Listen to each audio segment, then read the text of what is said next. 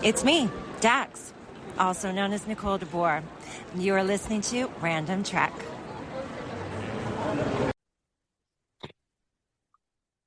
Good morning, good afternoon, and welcome to another episode of Random Trek. I am your captain, Christopher Ingle.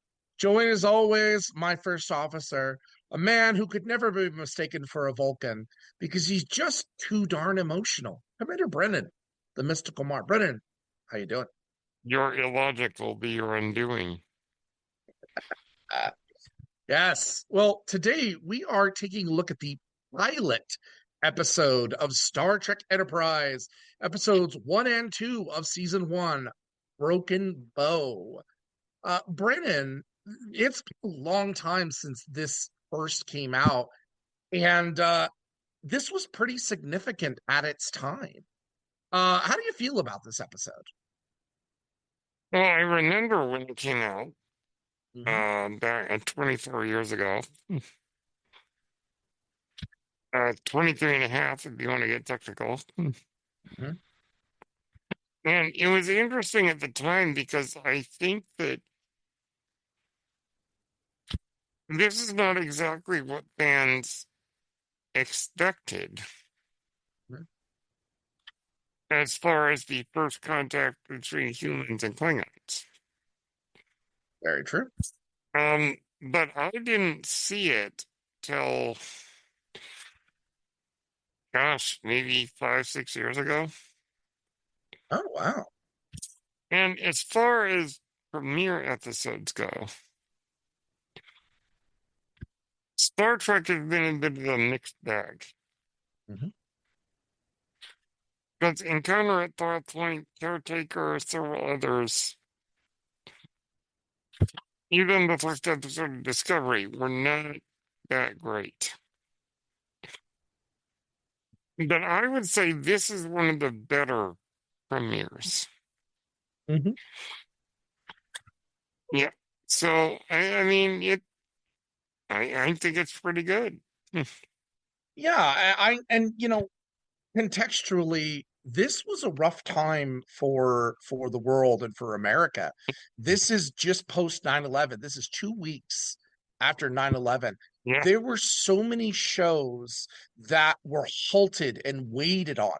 I think of Smallville, which by the time it finished in its day was the longest running science fiction television show of all time. That eventually was eclipsed, I believe, by the original Stargate. Yeah. But and then Supernatural. Although science fiction, that's a little weird. But anyway, my point is, so much was delayed, and the world was in turmoil. Saturday Night Live took 2.5 weeks to come back, and it took time for people to start going. We didn't know what to do, and we had been looking forward to Enterprise. When Voyager went off the air, it was left with a preview of kind of what they were working on, what was going to come. And I was really excited for this. And then to find out that it's going to star Scott Bakula, who I love. I am a huge fan of Musical Quantum theater Leap. star Scott Bakula. I think of Quantum Leap. I watched Quantum Leap all the time. So I was really happy to see this in an era that we don't know anything about, which is so exciting. And so this episode, I really think, stepped it up. And really was like the kind of introduction to a series that you want. It hit all the right A lot points. was riding on this. A lot was riding on this. Yeah, what really was. So let's get into this episode and kind of what happens and how they set it up. I would So like to say that this was following up on an embarrassment of riches. Mhm. The 90s was like an amazing time for Star Trek. Yeah. And this had to try to follow suit. It's a tough call. Yeah. It's a really tough thing to a tough act to follow. And we talk about Star Trek openings. Some people like Encounter at Farpoint, some don't. I like Encounter at Farpoint enough. I enjoy it. Then you go into DS9. Emissary is fabulous. Yes, Emissary is That's a very good. great first episode. And then Voyager, the caretaker, and that introduction of what's going on, and that's interesting in of itself. These ideas and being lost, and it's great. So this had a lot to make up for, a lot to hold on to, and I think they did okay. I really do. Yeah, yeah. So the episode opens up actually in a flashback with a young Jonathan Archer painting a model spaceship with his dad. His dad, Henry Archer, is designing the Earth's first Warp 5 engine. And we're talking about, what are we, almost 100 years after First Contact? Yeah, it's Pretty about close that to much. 90 yeah, about years, 100 I years. think. The problem About is 90 years, I'd say. the problem is in that first century with me after meeting the Vulcans, they're really reticent about how to help us, and they kind of hold us back a lot because we're not ready.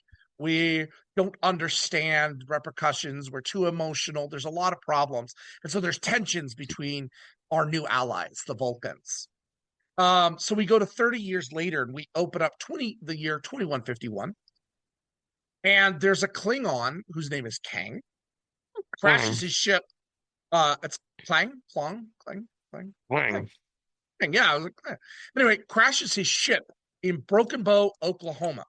He ends up killing 2 pursuers. We'll get to them in a minute. But he's critically wounded by the farmer of the land that he lands on. So Archer, who is now a captain of what is going to be the Enterprise at X01, is called to Starfleet headquarters, where he is in a discussion with Admiral Forrest and Vulcan Ambassador Saval. The Vulcans becomes one of my favorite characters later in this show. He's an important character. You'll learn to love him, you'll learn to hate him. He's a mixed bag. Oh yeah. But the Vulcans want to delay the launch of Enterprise due to this experience. Archer, after talking with Dr. Phlox, convinces Admiral Forrest, let's take Clang back to Kronos. Let's start our exploration and let's do this off right. The Vulcans don't approve of this. So in result, they decide, okay, we'll let you go, but we're going to send a science officer with you to kind of observe. And they send T'Pol. T'Pol is gruff, irritating, annoying, and yet she will have one of the best arcs in this series. Incredibly judgmental, but yes. Very, but she is also their answer to Seven of Nine. Yes. They designed her, and we'll get into the discussions of her as we have in the past, but she's really there to look good, and that's not good on the producers' parts, I gotta say. Yeah, but eventually she becomes a beloved character. They give her a lot more, which I appreciate. Particularly season 4. I mean, my goodness. Right. So, meanwhile, we are introduced officially to the Suliban. They are the aliens that were teaching or tracking this Klingon. Somewhere, the Suliban leader, Silic, he's the leader of this cabal, is talking to this mysterious, shadowy humanoid. We don't know, but it's from the future. This person is from the future. We just don't know who they are. The figure orders Silic to recover Clang. Meanwhile, on the Enterprise, Clang regains consciousness, but the universal translator doesn't work yet. It won't allow Archer and our communication officer, Hoshi Sato, to communicate effectively. So Hoshi is having to learn Klingon on the fly. Oh, yeah. Love it, though. When they are attacked by the Suliban, main power gets disrupted. An intruder gets in but is killed, and Clang is kidnapped as a result. So later in sickbay, Phlox is talking to Archer, and they're looking at the Suliban, and they point out that the Suliban are genetically enhanced. Because this guy could actually cloak and camouflage and really cool stuff. Hoshi ends up completing a translation of things that Clang said. And we reveal that T'Pol has been withholding information about the Vulcans looking into this and the fact that Klang was on Rigel. Rigel 10. The Rigel So, system will be very important to the rest of Star Trek. yeah, down the line. Meanwhile, an officer aboard the Suliban complex is interrogating Klang in Klingon. Uh, Archer and the Enterprise arrive at Rigel 10 and are immediately captured by Suliban agents. So Saren, who is also a Suliban, tells Archer that she gave Klang a message to the High Council with proof of the Suliban's involvement in attacks on the Klingons. The enhanced Suliban are following orders from a temporal Cold War, also something that's going to come up from time to time. Oh, very much. Very important. Doesn't get fully fulfilled, but it is important, especially in Enterprise. The Suliban show up again and attack. Silic ends up killing Saren, and Archer gets shot. The away team escapes back to the Enterprise. T'Pol ends up modifying the sensors of the Enterprise to track the Suliban vessels that follow them, and they make it to a gas giant. Aboard the alien ship, we see that mysterious time figure again. When they get into the gas giant, they discover that the Suliban complex is actually like a DNA helix of ships. It's a structure that has hundreds of these little cell ships. The Enterprise crew end up scanning and finding Klang and use the grappler, because we don't have tractor beams yet. They use the grappler because grapplers are cool. Little reference to Lower Deck there. Yes. Enterprise ends up grabbing an attacking ship. The pilot ejects. So they now have a ship, one of the Suliban ships. They study the ship and its controls, and so Archer and Tucker end up piloting it to the Helix. They get separated. Tucker ends up returning with Klang to the Enterprise. There's a confrontation between Archer and Silic in a temporally altered room. There is this kind of time dilation effect that's really weird, but I guess it's part of this room. Tucker ends up using the Enterprise's transporters to get Archer out of the Helix. They deliver Klang and the message, which is literally encoded in his DNA. We've seen that before in other Star Trek. That's cool. But to Kronos and the Klingon Chancellor. Archer tells them that Starfleet has tells the Enterprise, we're ordered to continue our mission. And they kind of reconsider the preconceptions of the Vulcans and invites T'Pol to stay on board. And she agrees to ask permission from the Vulcans to do it. But that's where they go off. All right.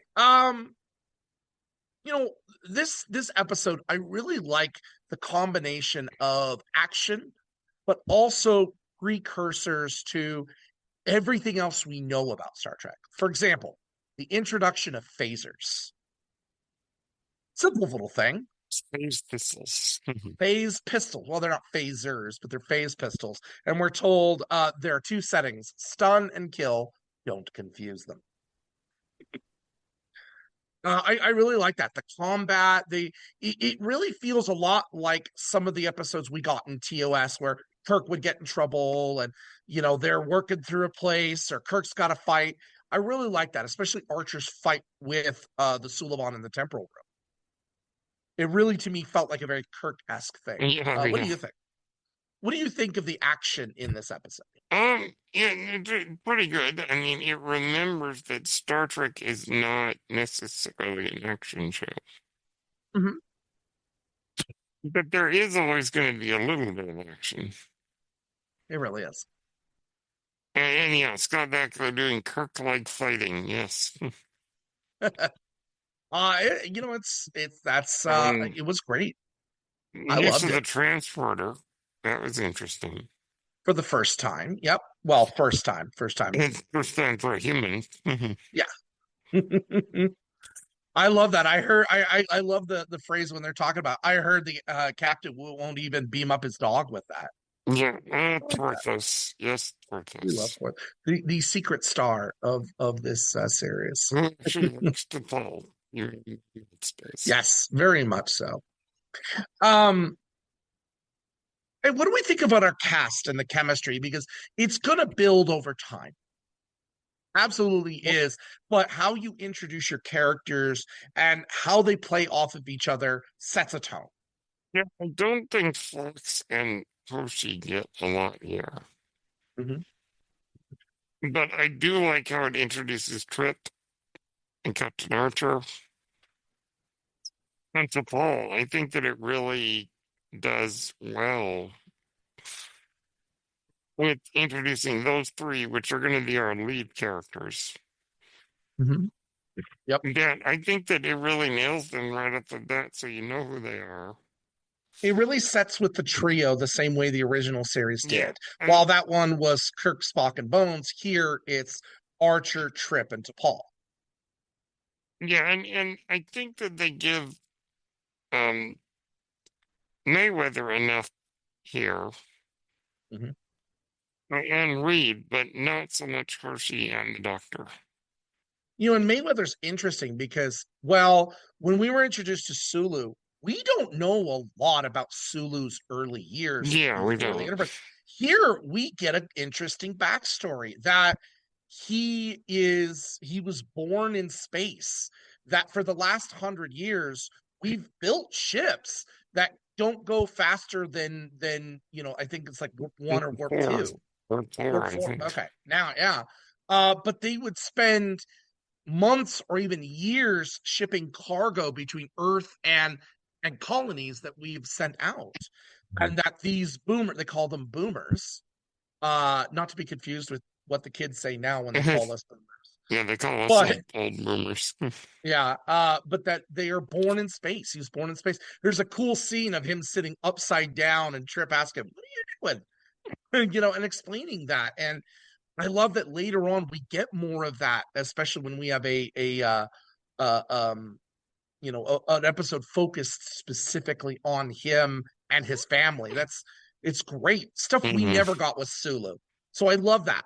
Hoshi does eventually get some things, but I do agree in this she doesn't get a lot. And we But get her, to see that she's a very skilled linguist. We see I was gonna that. say, her introduction is compelling. I like that. Yeah, and Reed, I mean, we don't get much of him, but I do like him, like right off the bat. I always felt that the actors should have been flipped. Like, I don't know why, just in these early ones, I always saw Reed as the more capable second officer than you know what I mean. I don't know. It's weird. I felt their Interesting. roles should have been switched, but later on that goes away. I don't But care that as much. But there, initially, that was a thought I had. there is one bit in this episode where we really have to talk about it. Yeah. The uh, rather unnecessary decontamination chamber. I knew that was coming. The decon chamber, which is one of our fellow Star Trek podcasts. Hmm. Which I'd say is really good. People go listen to it. But you know what you were saying about sort of the objectification of default. Hmm. The camera sure lingers on her a lot in the decon chamber, rubbing oil on herself. And listen, Jolene Blaylock is a beautiful woman. We get this. But I don't think we need to reduce T'Pol to just a sexual object. You're right, but they And did. and it's sort of the 7 of 9 problem too.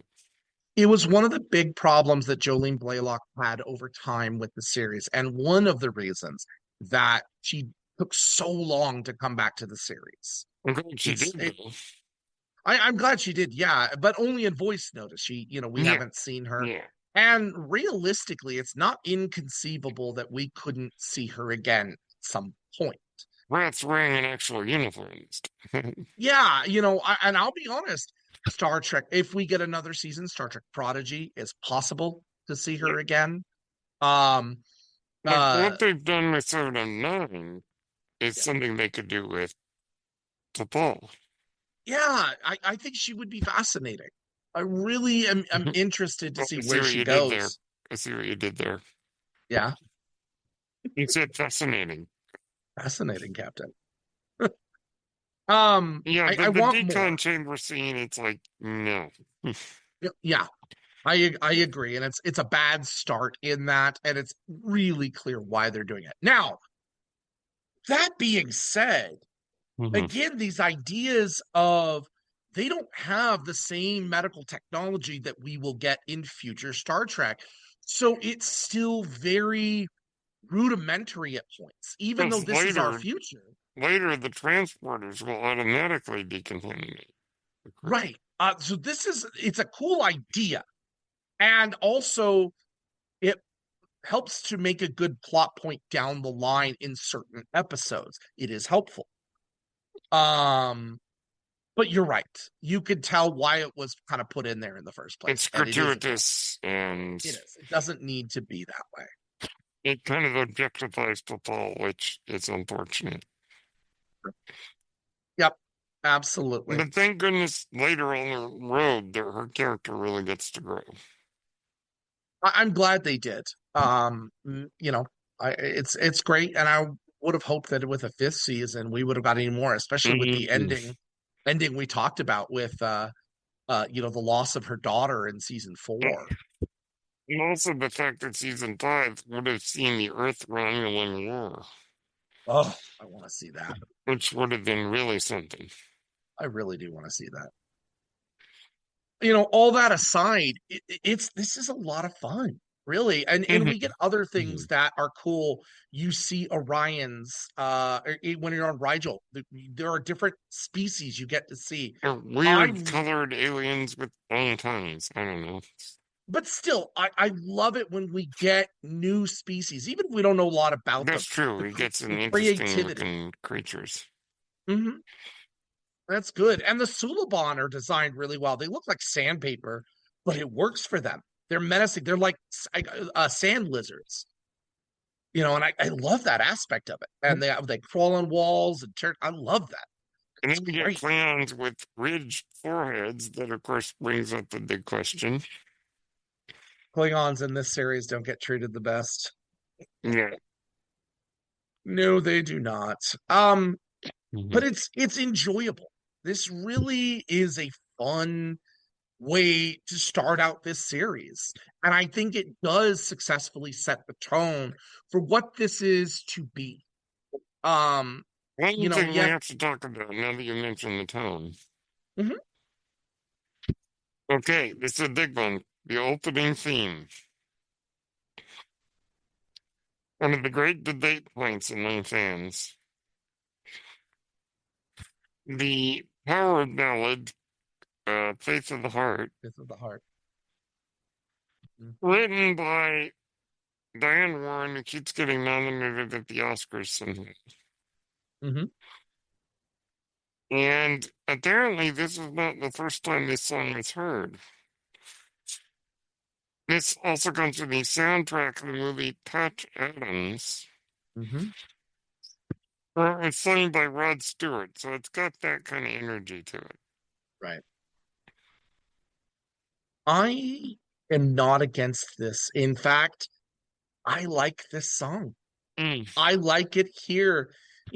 This is It's got that different. hopeful, uplifting, It yeah. really does. And then when you team it up with the images that they show in the opening montage, it works. I really enjoy this. And I think it sets the idea that this is not the original series. This is not TNG. This is not anything we've had.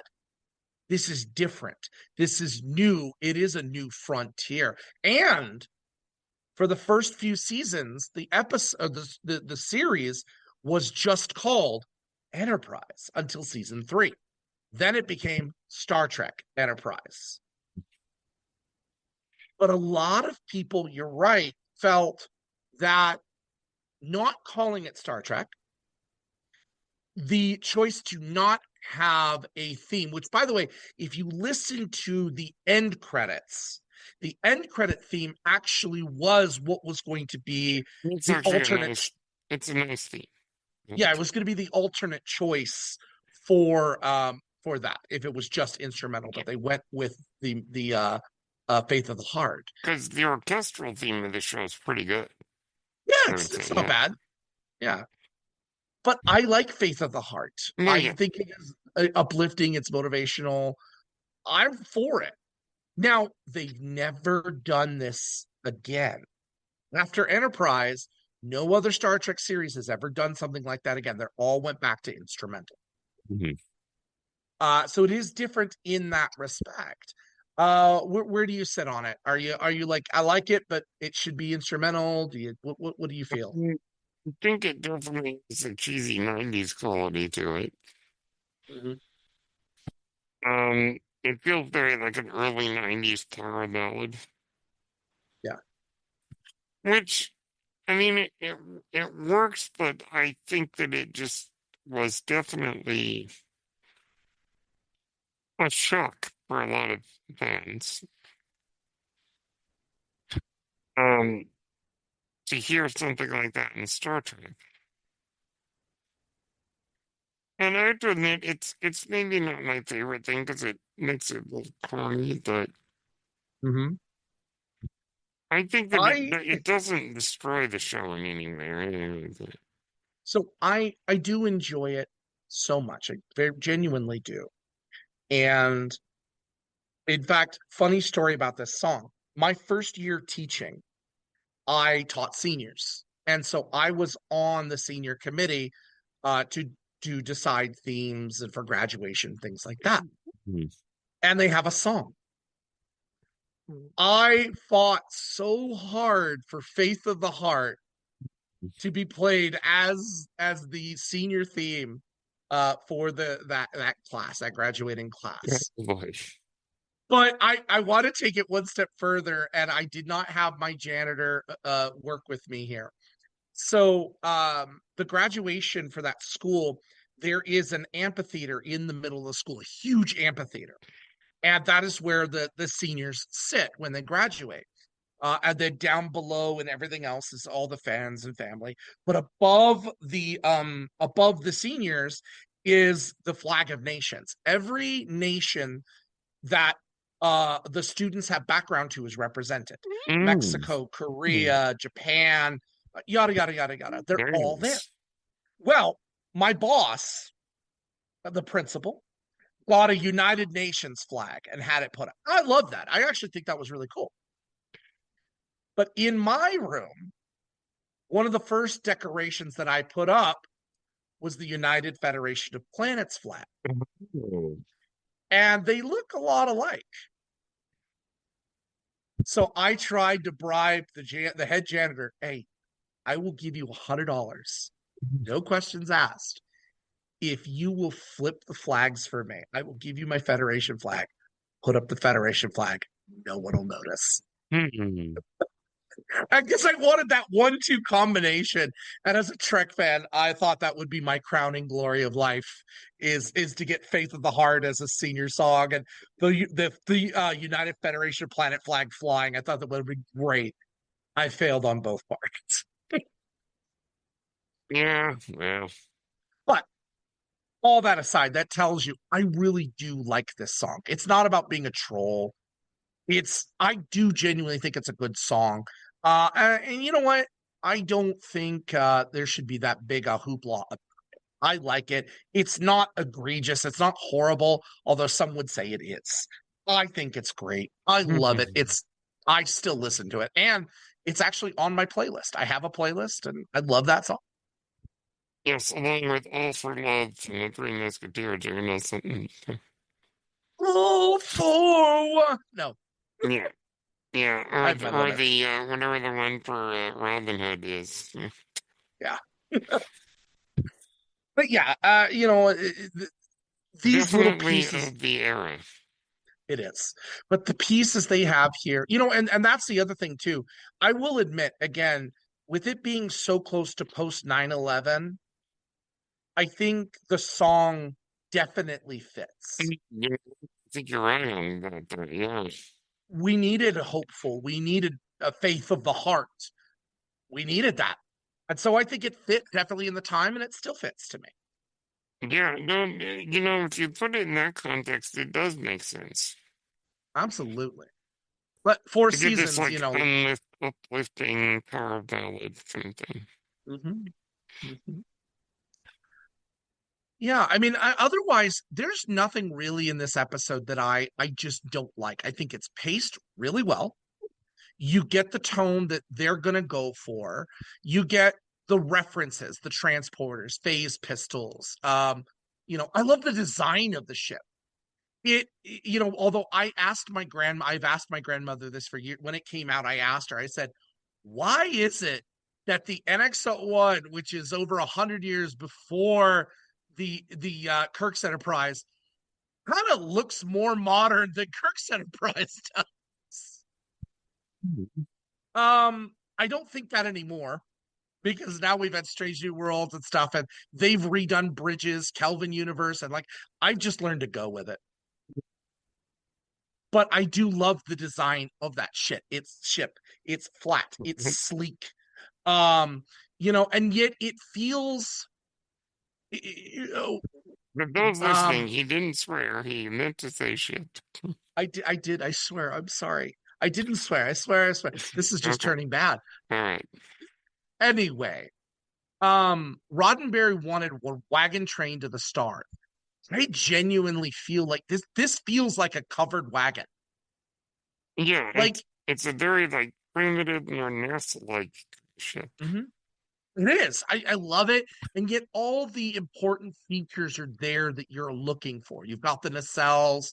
The deflector's a little weird Yeah. because the deflector's right in the front, which very defiant like in a way. You have the uniforms that look more like what the astronauts wear when they're not wearing spacesuits.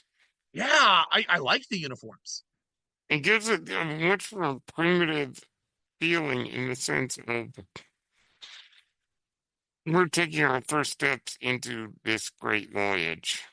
And none of it feels smooth or refined. There are jagged edges. Yeah. The bridge feels like you're on a submarine. It's cramped. It's tight. Yeah, There's not a lot of space. The quarters are tight. Yeah. Yep. All of those things. I enjoy. They have a chef. That was another thing I really liked. Chef, which is a character. Even up into the end, we never really saw who Chef was.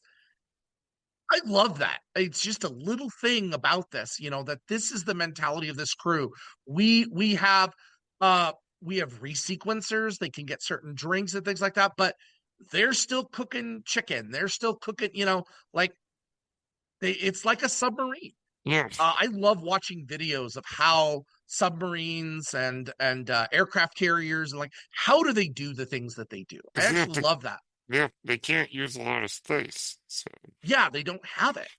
And then the design of engineering and the warp drive, that it's not straight up and down, it's across, just like the original series was. It's flat. Yeah, it's true, yes. So I love that. And the view of it almost feels like a hot rod engine too. Like it's just kind of got these lines and features inside, and it's a beautiful ship. This ship is absolutely gorgeous. Yeah, and we always run into this problem with any prequel, which is like, why is the technology more advanced? But in this case, it doesn't feel more advanced. Yeah, they play it really well. They took their time, and I really enjoy that. And the idea of the prequel, we don't get Discovery and Strange New Worlds without Enterprise. Enterprise sets a precedent for That's us. true. I'm all for this. I love Enterprise. I do. It isn't all great, but other than Strange New Worlds so far, and maybe Prodigy and Lower Deck. Okay, this is gonna be bad. Most Star Trek is hit and miss. Even the best, even DS9 is hit and miss. It happens. It got better as time went along. TNG got better as time went along. Even TOS into its I say the first half of its second season got better than even the first half. This one is the same way. It gets better. You and I have agreed numerous times that third season is a chef's kiss. And then fourth season too. So. Yeah, well, yeah. But fourth season, they really split it up into different arcs. They knew they were ending, so they kind of got to do whatever they wanted, which was cool. which is cool. But that third series was a great combination of one long story arc, different little stories. It was great. This series is awesome, and this pilot really does a good job of setting that off. And cameo by, of course, Zephyr Cochrane. Love singing that. Yes. Only the first time, it is the first time ever in a series that kind of he does his own version of the Final Frontier speech. Rearranged it, but it's the first time that Star Trek, a Trek to the Stars, again, kind of referencing. First time all of that is used in canon, and I like that. I really love this. It's a good episode. Good 2 episodes. It's action-packed, it's fun, it's entertaining. Worth every moment. Except the decontamination. Except the decontamination scene. See, I forget about the decontamination because I want to forget about it. Yeah. It is what it is. All right. Well, next week we're going to be looking at movie night on the ship. And of course, Tomorrow Never Dies. Wait, that's the wrong movie. Terminator 3. No, that's the wrong movie. Some kind of time travel movie. Live, Die, Repeat. Maybe take a look at Live, Die, Repeat. Which some of you might know as Edge of Tomorrow. Edge of Tomorrow. I genuinely think it depended on when you saw the promotional materials and stuff, because I remember it being Live, Die, Repeat for quite a while, and then when it came out, like they changed it at the last minute. Yeah. But isn't that the story behind Return of the Jedi too? Like the name changed at the last possible minute. Well, it's going to be Revenge of the Jedi for a while, and then George Lucas decided that because Jedi don't seek revenge, that would be a wrong title. Yeah, but I think the same idea is like they did promotional materials. Yeah, I've seen rare T-shirts posters and posters, and yeah. So we're going to be looking at Edge of Tomorrow, Live, Die, Repeat, Tom Cruise, Emily Blunt next week with our good friend Ryan, the Caramel Pain Mountain. He's going to be joining us looking at that movie. Then the week after, we are going to Star Trek Discovery. Yay, Discovery. Be kind to us. Yes. All right. Season 1, episode 12. Let me see which one that is. Hold on. Season 1, episode 12. Vaulting Ambition.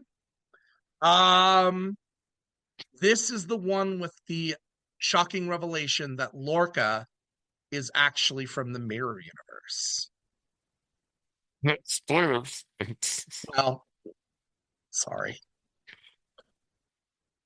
Yeah, it is spoilers. How many years off? Or 7 years ago? 7 years ago. Wow, this season was 7 years ago. That is insane. Insane to me. But yeah. Okay, we got a little bit of a Mirror Universe going on here.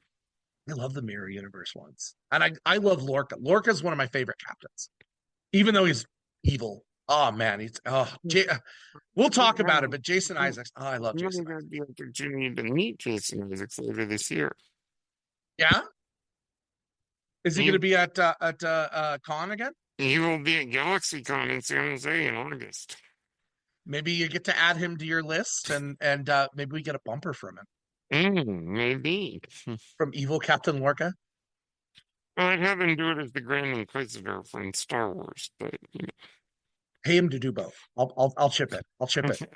Pay him to do both. No, actually, you know what? And that's another thing. And we'll talk about it next week. I want a short trek of his first encounter with good universe, or our universe, Lorca.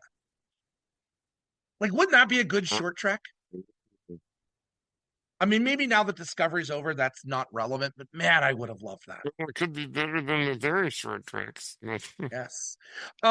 Yes, and before we close, a little bit of Trek news. Some great Trek news that has come out about Starfleet Academy. The Doctor, the EMH. We have gotten word. We were wondering because he's going to be in the series. We're like, is he a copy? Is this what is this? This is Voyager's EMH. It's a little thing, but that makes me so happy that we're gonna see where this goes with him. And to see him in the 31st century is going to be really fascinating. I cannot wait. Yes. But just a little piece of information they let out, and I like Yep. that. First Contact Day didn't give us much. No, but that was a great scene. It was. All right. But Brendan, where can the people find you? You can find me on Blue Sky at brandmore.bluesky.social and on YouTube, Apple, and Spotify at Page Turners They Were Neat. You can find me on Twitch and Twitter at Ingle1984. But as always, we end every episode. Ploch, and live long and prosper. Peace and long life.